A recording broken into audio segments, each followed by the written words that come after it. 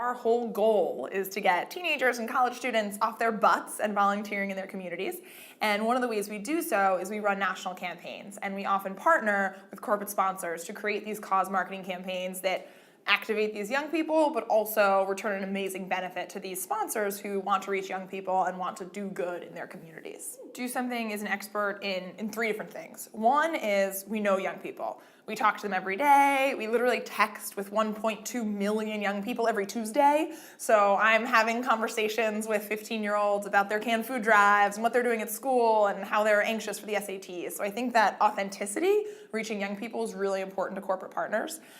Secondly is the technology piece. So we use mobile heavily, and young people are using technology like no one else, but also specifically text messages.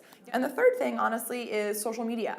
We have a rock star on staff who just understands how social media works. And so we're the 5th largest charity on Twitter, and we're actually one of the top 50 brands in terms of engagement on Facebook when it comes with interacting with our member list. And so we have a lot that we can talk to companies about, whether it's using our social media to benefit them or giving them some sort of tricks of the trade. There are so many amazing assets that a company can provide to a not-for-profit, whether that's employee engagement or signage in your stores or access to a new market, or maybe they're looking at some interesting new technology that they can teach us about. So, I mean, it sounds cliche, but a true partnership. They bring to the table what they're really good at, and we bring to the table what we're really good at, and then, then 1 + 1 is 3, which is exciting. So I definitely admire Donors Choose, and not just because Charles Best is dreamy.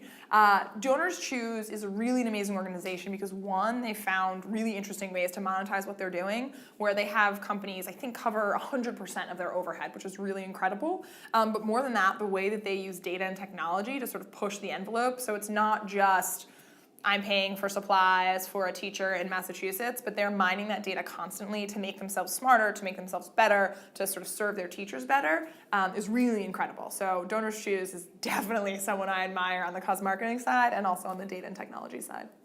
So cause marketing can piss me off when companies feel like they don't need a content expert. They don't need a not-for-profit.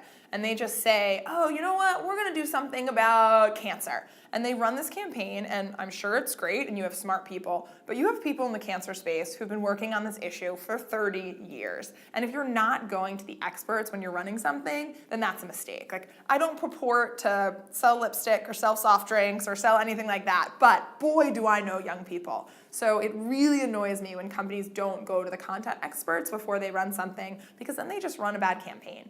And I also think sometimes cause marketing results can be at odds with impact. So the holy grail is when you run a cause marketing campaign, it benefits the company's bottom line, and it makes an amazing positive impact in the community. And I think that's most of the time. But there is sometimes when a great cause marketing campaign is just a great marketing campaign, and it doesn't have that same impact in the community. And when those are successful, that's even worse, because then it sort of drowns out all of those really positive campaigns that should be getting the spotlight.